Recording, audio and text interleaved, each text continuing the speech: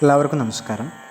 ഇന്നത്തെ ശുഭചിന്ത: സാഹചര്യങ്ങളാണ് സാന്നിധ്യത്തിൻ്റെ വില തീരുമാനിക്കുന്നത്.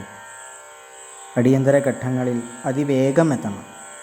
മുന്നിൽ വരുന്ന പ്രശ്നങ്ങളെ മുൻഗണനാക്രമത്തിൽ കൈകാര്യം ചെയ്യാൻ അറിയാത്തവർ എന്തിനും അമിത വില കൊടുക്കേണ്ടി വരും.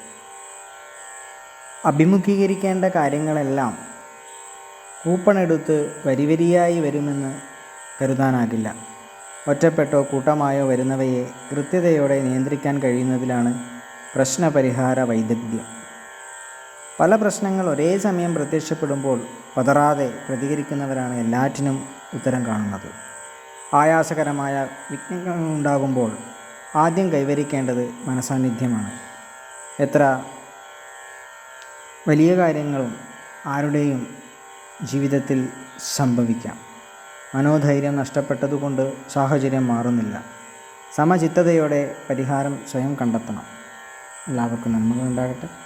എല്ലാവർക്കും ജീവിത വിജയം ഉണ്ടാകട്ടെ. നന്ദി, നമസ്കാരം.